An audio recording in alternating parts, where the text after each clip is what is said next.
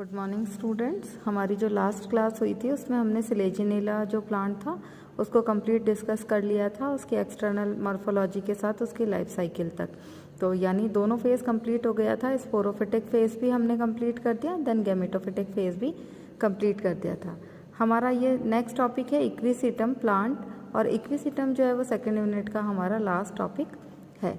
देखिए, first of all equisetum का systematic position या सिस्टमिक पोजीशन, इसे रखा गया है division pteridophyta, subdivision sphenopsida, order equisetales, family equisetaceae and genus equisetum. देखिए, ये जो इक्विसिटम का प्लांट है, इस इक्विसिटम के प्लांट को हम जॉइंटेड प्लांट के नाम से भी जानते हैं, क्योंकि इसमें जो प्लांट बॉडी है वो जॉइंटेड होती है, दो पार्ट्स में डिवाइडेड होती है, नोड्स और इंटरनोड्स के अंदर। हम आगे डिस्कस करेंगे उस बारे में। It's common name horsetail. Horsetail मतलब इसको घोड़े की पूंछ के जैसे माना जाता है कि इसका जो ओरिजिन हुआ है, और वो जो प्लांट देखने में लगता है वो हॉर्स टेल की तरह ही दिखाई देता है, इसलिए कॉमन नेम जो है वो इसका हॉर्स टेल। याद रखिएगा, बहुत इंपॉर्टेंट क्वेश्चन है, हर बार पूछा जाता है। It's a sporophytic plant. Sporophytic plant means कि ये प्लांट ऐसा है जिसमें कि स्पोर बियरिंग होता है, यानी स्पोरोफिटिक प्लांट है तो स्पोर का निर्माण होगा, बीजाणुओं का निर्माण होगा, और बीजाणु कहाँ बनेंगे? स्पोरेंजिया के अंदर बनते हैं। Then plant body are differentiated into root, stem and leaves. जो पादप शरीर है वो 3 भागों में विभाजित होता है। पहला है रूट, स्टेम एंड लीव्स। इसका मतलब है कि इसमें एडवांस फीचर्स के साथ ये टेरिडोफाइट्स का कैरेक्टर है कि प्लांट बॉडी जो है वो रूट, स्टेम और लीव्स में डिवाइडेड होती है। Then adventitious roots are present. Adventitious root means अपस्थानिक जड़ जो है वो पाई जाती है, और एडवेंटिशियस रूट का डेवलपमेंट किससे होता है? हमारा जो सीड पार्ट का जर्मिनेशन होता है। तो this one is radical part and this part is plumule part. If मतलब अगर रेडिकल पार्ट से रूट का डेवलपमेंट हुआ है, ठीक है, तो कौन सी रूट होगी? प्राइमरी रूट होगी।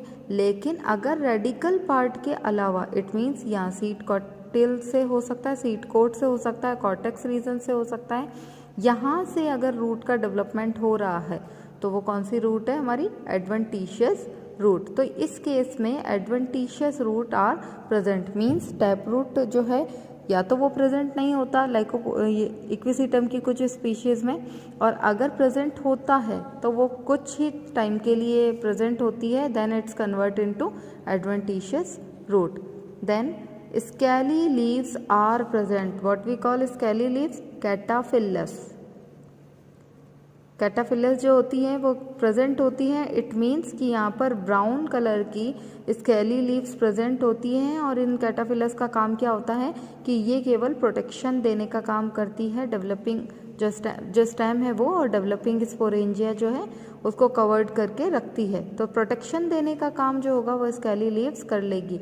इट मीन्स कि फोटोसिंथेटिक एक्टिविटी के लिए यहाँ पर क्या होगा? देखिए, ट्रोपोफिलस आर एब्सेंट। ट्रोपोफिलस क्या काम करता है? फोटोसिंथेटिक एक्टिविटी का फंक्शन करता है। तो फोटोसिंथेसिस का प्रोसेस अगर लीफ के द्वारा नहीं हो रहा है, इट मीन्स ट्रोपोफिलस एब्सेंट है, तो ग्रीन लीफ भी एब्सेंट हुई। ग्रीन लीफ एब्सेंट हुई, इसका मतलब है कि फोटोसिंथेटिक एक्टिविटी जो है वो लीव्स के थ्रू नहीं हो रही है। तो कौन फोटोसिंथेटिक एक्टिविटी करेगा? जो यंग स्टेम होगा। यंग स्टेम इस प्लांट की फोटोसिंथेटिक एक्टिविटी को करता है। Means cataphylls are present and tropophylls are absent. तो स्केली लीव्स प्रेजेंट है और जो फोटोसिंथेटिक लीव्स हैं वो एब्सेंट हो जाती है। Stem are articulated. आर्टिकुलेटेड का मतलब होता है संधि युक्त तना। हिंदी में बोलते हैं संधि युक्त तना। इट मीन्स कि जो स्टेम है वो 2 पार्ट्स में बना हुआ होता है। एक होती है internodes part plus nodes part, ठीक है। पर्व और पर्व संधियों में विभाजित होता है, इसीलिए हम इसे क्या कहते हैं? जॉइंटेड प्लांट कहते हैं। Then ridges and grooves are present on stem. Nodes और इंटरनोड्स प्रेजेंट होगा। तो नोड्स और इंटरनोड्स देखिए, यहाँ पर मैं आपको बताती, ये है स्टेम का हमारा टीएस सेक्शन। देन यहाँ पर ये ग्रूव्स प्रेजेंट है, और इसके बीच वाला पार्ट जो है वो हमारा रिजिस पार्ट, गर्त और उभार पाए जाते हैं। अगर आपने देखा होगा कोई भी जैसे सीमेंटेड जो हम लोग शीट यूज़ करते हैं सीमेंट वाली, जिसमें अलग अलग रिजेस एंड ग्रूव्स बने होते हैं इस तरीके की जिगजैग फॉर्म के अंदर, लाइक दिस। ठीक है, तो यहाँ पर जो ट्यूब्स बनी हुई होती हैं, this part is grooves part and this part is grooves part and this part is ridges part. तो इसको हम क्या कहते हैं, इस तरीके का स्टेम जो है ये पाया जाता है। तो रिजेस और ग्रूव्स में ये पार्ट डिवाइडेड होता है, स्टेम पार्ट जो है वो गर्त और उभार में विभाजित होता है। Then it's a homosporic part. Homosporic means one type का ही spores are developed, one type of spores. ठीक है, एक ही तरीके के बीजाणु का निर्माण होता है, जिस तरीके से लाइकोपोडियम में होता था उसी तरीके से एक ही तरीके के बीजाणु बनेंगे। जब बीजाणु एक ही तरीके के बनेंगे इसका मतलब है कि गैमेटोफिटिक फेज जो स्टार्ट होगी उसमें प्रोथेलस भी हमारा कैसा होगा, सिंगल टाइप का ही होगा और उसी में दोनों मेल और फीमेल सेक्स ऑर्गन का डेवलपमेंट होगा। Then spore are originated on sporangiophore. What we call sporangiophore means, देखिए यहाँ पर एक बार इस प्लांट की एक्सटर्नल मॉर्फोलॉजी को देखते हैं। ये हमारा स्टेम वाला पार्ट है, तो ये सॉइल सरफेस के हॉरिजॉन्टल ग्रो कर रहा है। तो जब भी स्टेम सॉइल सरफेस के हॉरिजॉन्टल ग्रो करता है that we call rhizome part. This kind of roots is adventitious roots. ठीक है, ये कौन सी जड़ है, ये अपस्थानिक जड़ है, एडवेंटिशियस रूट है। यहाँ पर देखिए एक स्टेम पार्ट पर तो कोई भी स्पोरेंजिया नहीं लगा हुआ है और दूसरे स्टेम पार्ट पर स्पोरेंजिया जो है वो डेवलप्ड है। तो यहाँ पर दो तरीके की स्टेम पाए जाते हैं, दो तरीके के शूट्स अवेलेबल होते हैं। This part is sterile shoot या स्टेराइल स्टेम। क्यों? क्योंकि यहाँ पर किसी भी तरीके की स्पोरेंजिया का डेवलपमेंट नहीं हुआ। And this part is fertile shoot. जिस पार्ट पर स्पोरेंजिया का डेवलपमेंट होता है उसे हम कहते हैं फर्टाइल पार्ट, और जिस पर स्पोरेंजिया नहीं बनती है उसे हम कहते हैं sterile part. This part is cone और स्ट्रोबिलस। कोन और स्ट्रोबिलस। स्ट्रोबिलस और कोन में क्या होंगी, स्पोरेंजिया होंगी, और ये स्पोरेंजिया के अंदर क्या प्रेजेंट होंगे, डिफरेंट जो स्पोर्स हैं वो बहुत सारे स्पोर्स प्रेजेंट होते हैं। इसका स्पेशल फीचर ये है कि यहाँ जो स्केली लीव्स पाई जाती हैं वो स्केली लीव्स वॉल्स में प्रेजेंट होती है। वॉल्स मीन्स चक्र में पाई जाती हैं। Leaf whorl, leaf whorls are present. तो लीफ जो होंगी वो किस में पाई जाएगी, चक्र के अंदर पाई जाती है। उसके साथ ही ये हो गई फर्टाइल और स्टेराइल रूट। यहाँ पर ये जो ब्रांचेस है आपको, एक तो ये वाली ब्रांच दिख रही है, एक ये वाली इस तरीके की ब्रांचेस दिख रही है। तो यहाँ पर दो तरीके की ब्रांचेस प्रेजेंट होती है। ये जो छोटी वाली ब्रांचेस है साइड में निकली हुई है इसे हम कहते हैं लिमिटेड ग्रोथ ब्रांच। इसका मतलब है कि दो तरह की शाखाएं पाई जाती है, एक तो होगी लिमिटेड ग्रोथ की और एक जो सीधे सीधे ग्रो कर रही है वो हमारी कैसी होगी, अनलिमिटेड ग्रोथ की ब्रांचेस होगी, अनलिमिटेड ग्रोथ ब्रांच। तो लिमिटेड ग्रोथ ब्रांच और अनलिमिटेड ग्रोथ ब्रांच दो तरीके की स्टेम यहाँ पर प्रेजेंट होती हैं, दो तरीके की ब्रांचेस यहाँ पर पाई जाती है। देन अगर हम बात करें कि यहाँ पर जो स्ट्रोबिलस है, फर्टाइल शूट है, यहाँ पर ये ट्यूबर लाइक स्ट्रक्चर आपको दिखाई दे रही है, और ये जो ट्यूबर लाइक स्ट्रक्चर है ये इसके वेजिटेटिव रिप्रोडक्शन में हेल्प करती है।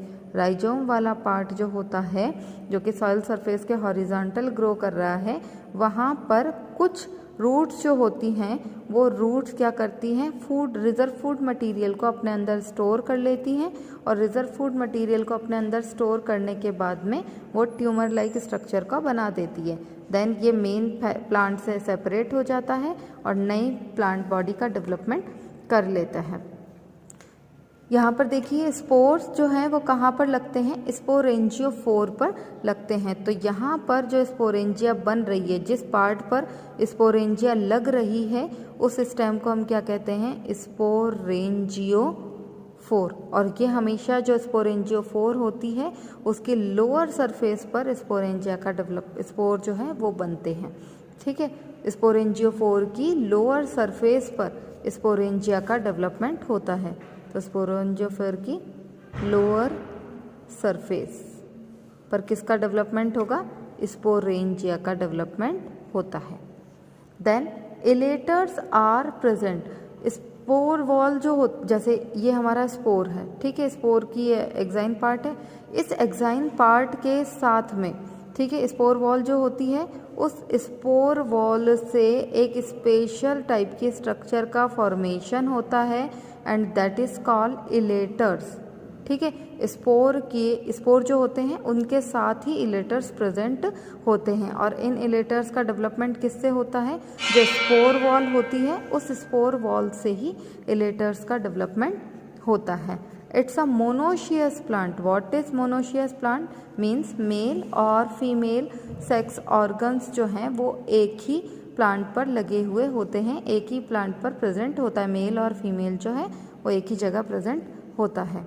Then it's a ecological indicators. Ecological indicators का मतलब होता है कि ये प्लांट उस जगह पर ग्रो करता है, उस जगह पर उगता है जहाँ पर मिनरल्स जो है वो सबसे ज़्यादा पाए जाते हैं।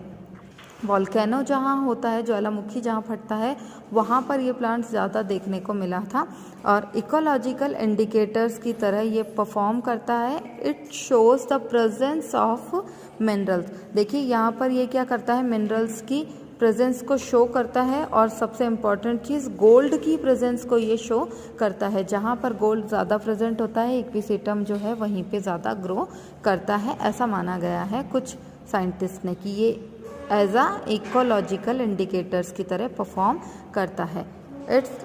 इसको हम अब्रेसिव की फॉर्म में यूज़ करते हैं। अब्रेसिव मीन्स होता है कि इक्विसेटम की जो कुछ स्पीशीज़ है उनका जो स्टेम पार्ट है, ये एपिडर्मल पार्ट जो आउटर लेयर है एपिडर्मिस की, इसमें एक इम्पॉर्टेंट पार्टिकल सिलिका प्रेजेंट होती है।